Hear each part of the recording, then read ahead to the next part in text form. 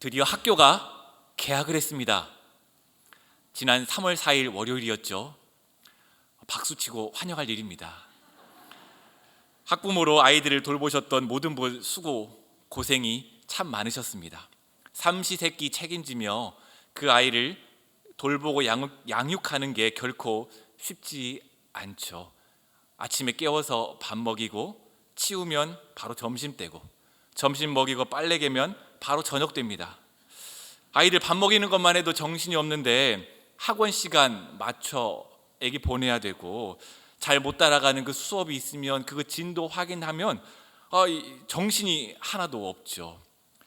그나마 전업으로 아이를 돌보는 일이라도 하면 그나마 정신이라도 좀 챙기겠는데, 직장 다니면서 아이들을 케어하는 거는 정말 바쁜 일이죠. 이렇게 아이를 양육하는 것이 맞나 의문이 들 때가 참 많습니다. 저도 두 아이를 기르는 아빠로서 어떻게 키워야 할지 참 답답할 때가 많이 있습니다. 육아서를 보기도 하고요. 육아 TV 프로그램 혹은 유튜브 이런저런 프로그램을 참고하는데, 내가 이 아이를 잘 키우고 있고 잘 양육하고 있는 건지 의심이 될 때가 참 많이 있습니다. 오늘 이 말씀을 통해 어떻게 이 아이를 양육하는 것이 바르게 아이를 양육하는 것일지 한번 깊이 생각해 보는 그런 시간이 되면 좋겠습니다. 말씀으로 한번 들어가 보겠습니다. 출애굽기는 우리가 잘 알고 있다시피 히브리 민족의 이민 이야기로 시작합니다. 이스라엘의 후손 70명이 애굽의 총리가 된 요셉의 인도를 받아 애굽의 고센 지역으로 들어가 정착하게 된 이야기로 시작하죠. 야곱의 70여 명의 이 가족이 처음 이집트로 이사했을 때만 해도 그저 7년의 흉년을 피하고, 그 이후의 계획은 아마 그 이후에 생각하려 할 계획이었을 것입니다. 그러나 시간이 흐르는 가운데 그들은 다시 고향으로 돌아가는 일을 차일피일 미루게 되고 400여 년의 시간 동안 이 애굽 땅에서 지내게 되었습니다. 아브라함에게 내가 너에게 땅을 주겠다 약속하신 그 땅에 비해 이 애굽 땅은 매우 풍요롭고 비옥한 땅이죠. 아름다운 평야, 넓게 펼쳐진 목초지, 그리고 사시사철 흐르는 물, 그들이 살아가기에 아주 풍족한 그런 땅이었습니다. 거기에 요셉을 신뢰하고 존중하는 이 애굽의 통치자들로부터 안전하게 보호받으며 이 히브리 사람들은 400여 년의 시간 동안 그들의 세력을 불려갔습니다. 그렇게 400여 년의 시간이 흐른 후 요셉을 알지 못하는 새로운 왕조가 그 땅을 정복하고 그곳에서 새로운 이야기를 시작해 나갑니다. 그런데 그 왕조가 보았을 때 우리가 잘 알고 있다시피 이 히브리인의 숫자가 너무너무 많았던 거죠. 히브리인의 수가 늘어가 폭동할 것을 두려워한 애굽 왕조는 히브리인들을 핍박합니다. 노역을 시켜 그들을 피곤하게 하고, 그 가운데 그들의 인구의 숫자를 줄이려고 노력하고, 또 산파들에게 남자아이가 태어나면 사고처럼 죽이라라고 명령까지 내립니다. 그리고 갓 태어난 히브리 남자들을 나일강에 던지라는 명령까지 내리죠. 이런 상황에 이 모세가 태어난 겁니다. 이 장은 레위 가문에 속한 남자와 여자가 결혼하는 이야기를 시작하죠. 이 부부가 처음 임신한 것을 알게 되었을 때 어떤 심정이었을까요?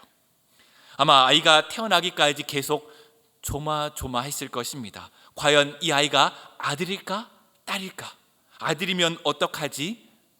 내가 이 아이를 나일강에 던질 수 있을까? 아마 복잡한 심정을 가지고 이 아이를 10달 동안 양육했을 것입니다. 이런 엄마 아빠의 고민을 아는지 모르는지 이 아이는 무럭무럭 뱃속에서 자랐고 때가 되어 세상에 나왔습니다.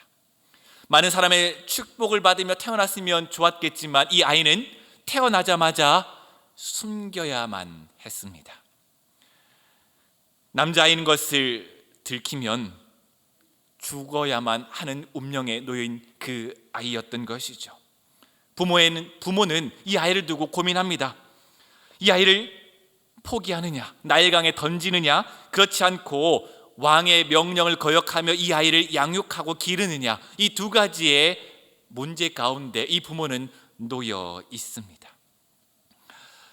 이 아이는 그럼 이 부모는 지금 어떻게 해야만 할까요?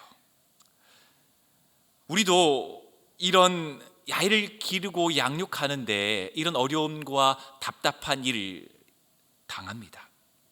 이 부부만의 이야기만은 분명 아닐 것입니다. 상황은 다르지만 오늘을 살아가는 우리도 분명 감당하기 어려운 현실을 만납니다.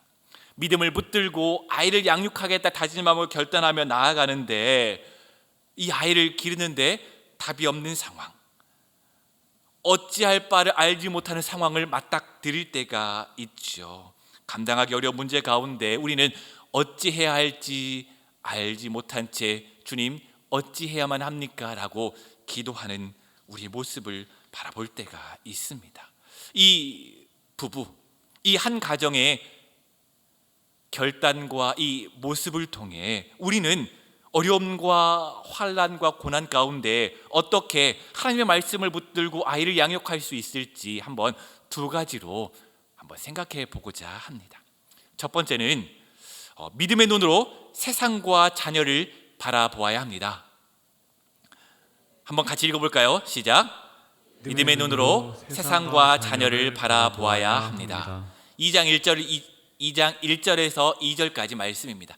같이 읽어보겠습니다.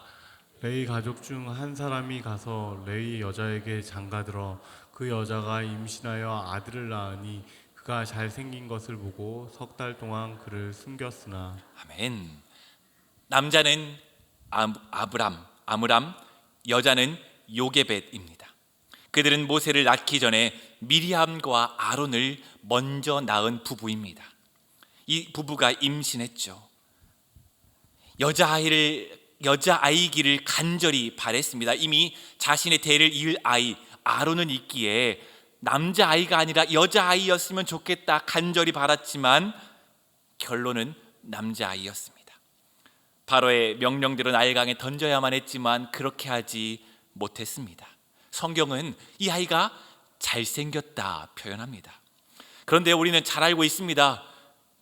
갓 태어난 아이가 생겨봤자 얼마나 잘생겼겠습니까? 신생아를 보면 잘 아시겠죠? 못생기고 쭈글쭈글합니다. 그런데요, 부모가 이 아이를 봤을 때 다른 무언가를 본 것이죠. 부모의 눈에는 이 아이가 절대 잃어버릴 수 없는 아이라는 확신을 주는 무언가가 이 아이 가운데 있었던 것이죠. 하나님께서 이 아이를 통해 무슨 일을 하실 거라는 믿음의 눈을 가지고 이 아이를 바라보았습니다. 그때 이 못생기고 쭈글쭈글했던 이 아이는 부모의 눈에 아름답고 잘생겨 보이고 하나님의 뜻이 이 아이 가운데 있을 것이라 확신했던 것이죠. 그랬기에 모세의 부모는 이 모세를 3개월간 숨겨서 키웁니다. 그런데요, 3개월이 지나가면서 더 이상 이 아이를 숨겨 키우기 어려워집니다. 아이의 울음소리는 점점 커지고 아이를 키우는데 필요한 것은 점점 더 많아지는 상황이죠. 모세의 부모는 이 아이를 위해 특별한 계획을 세웁니다. 잘 만들고 특별한 갈대 상자를 만드는 거죠. 그리고 이 갈대 상자를 역청과 나무 진을 발라 강가 사이에 두었고, 어떻게 진행되는지 알아보기 위해 그 누이 미리암을 그 근처에 대기시켜 두었습니다. 이것은 특별한 일이었습니다.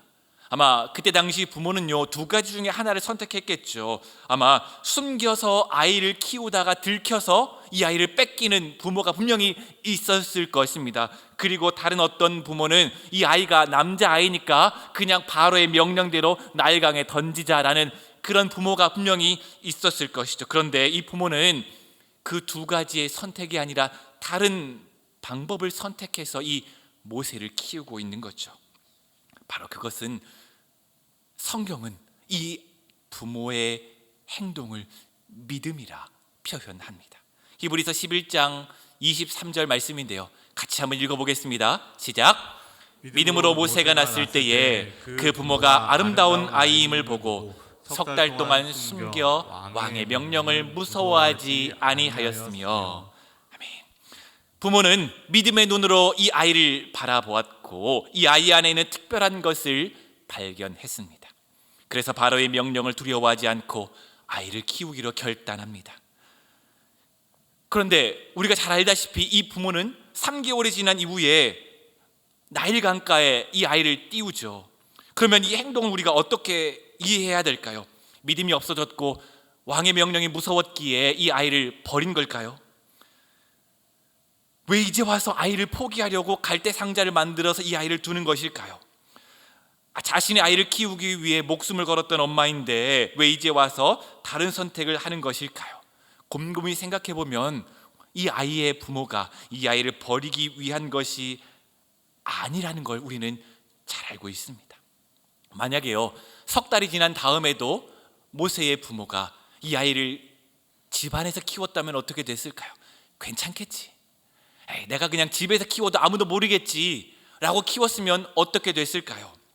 아마 내가 낳은 아이, 나는 죽어도 못 보내니까 내가 꼭 끌어안고 키울 거야 라고만 했다면 아마 애굽의 관리들에게 발각되어 모세는 죽임을 당했을지도 모르겠습니다. 그런데 더 이상 숨겨서 키울 수 없다는 것을 이 부모는 알았던 거죠.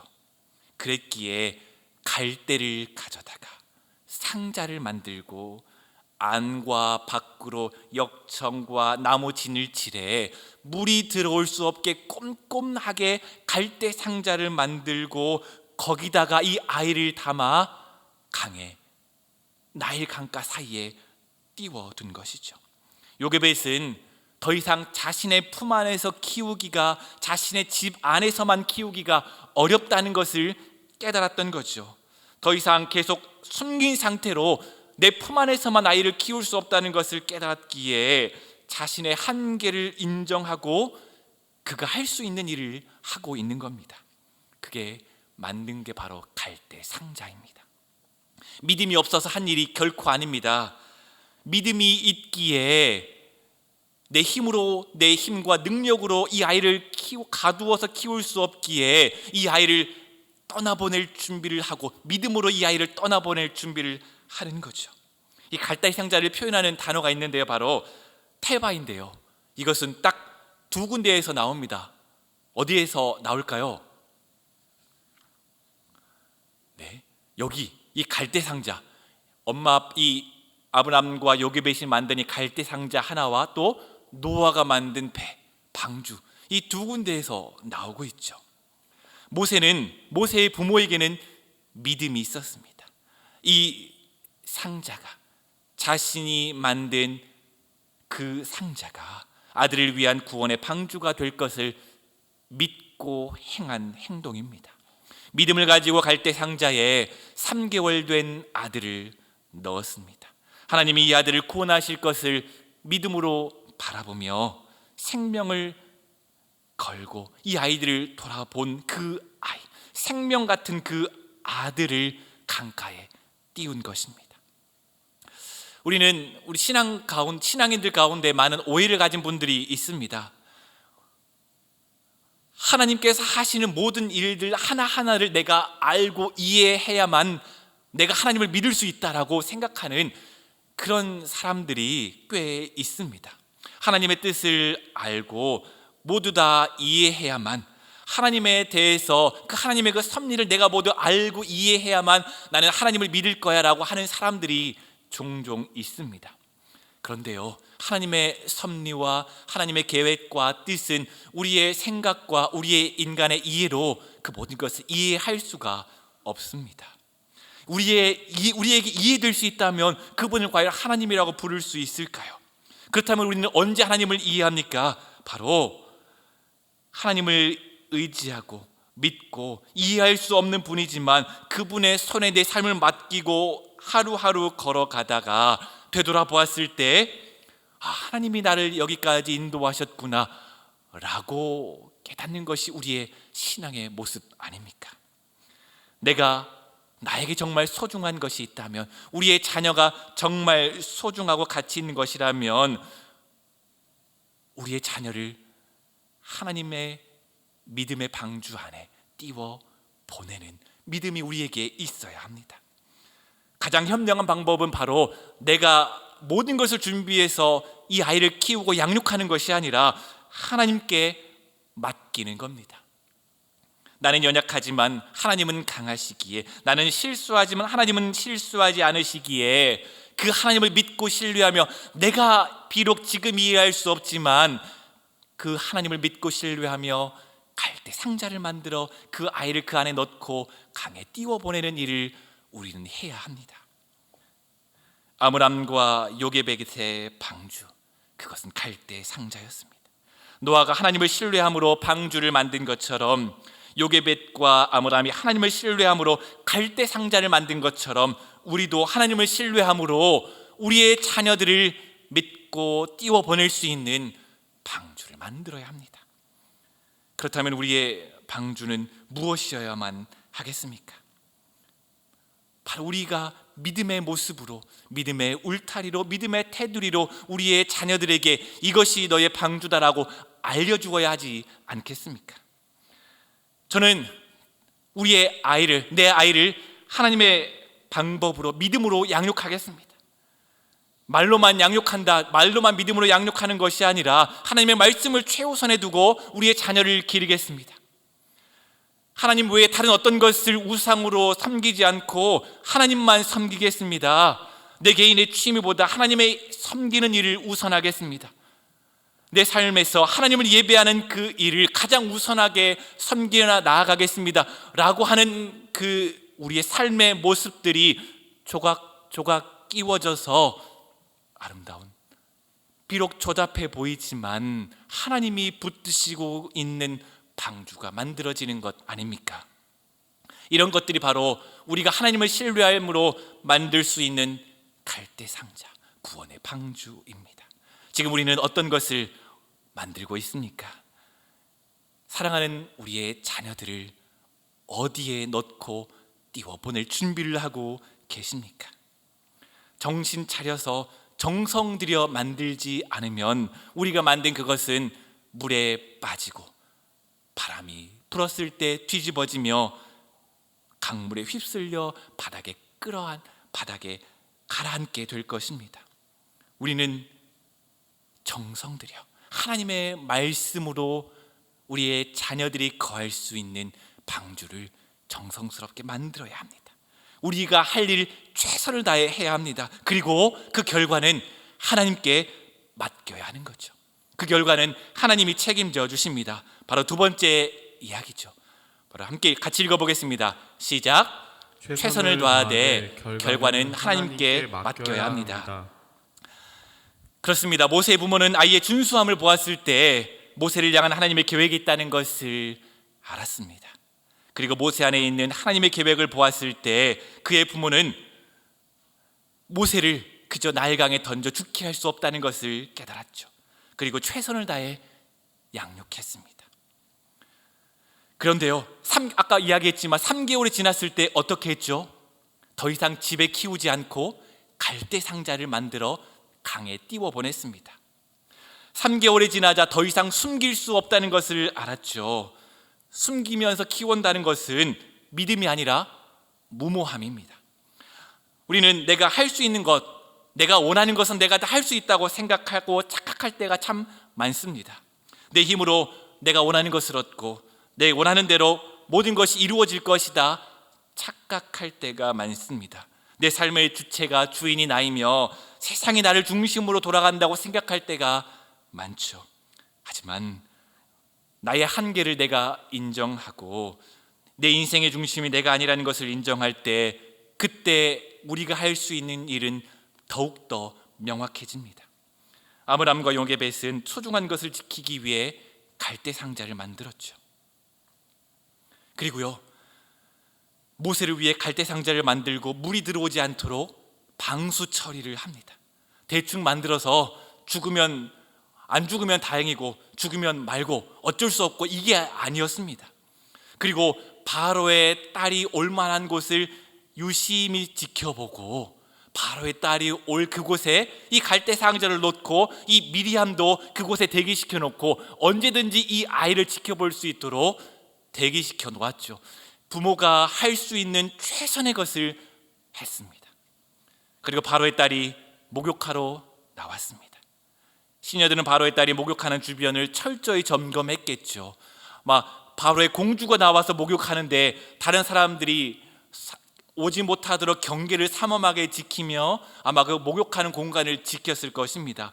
그리고 그때 작은 칼대 상자 하나를 발견합니다. 가져와서 그 상자를 보는데 그 속에 담겨있는 그 아이는 공주를 바라보며 울고 있습니다. 그리고 바로의 딸의 마음에 불쌍한 마음이 밀려 들여옵니다. 아버지의 명령 때문에 나일강에 던져진 히브리 사람의 아이라는 걸 깨닫습니다. 그리고 그때 거짓말처럼 누가 등장합니까? 미리암이 등장합니다.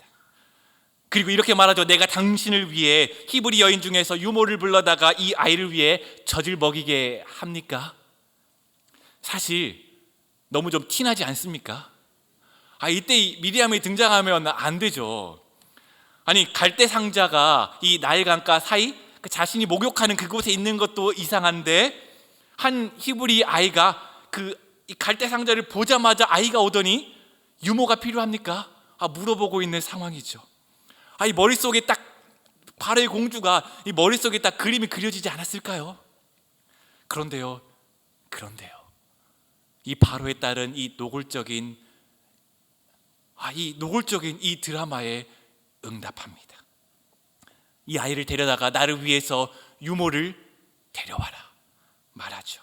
그리고 내가 그 삭슬 주리라, 그 아이에게 젖을 먹이라, 그리고 아이가 크면 나에게로 데려와라, 내가 그 아이를 내 아들로 삼겠다 말합니다. 부모는 최선을 다했습니다.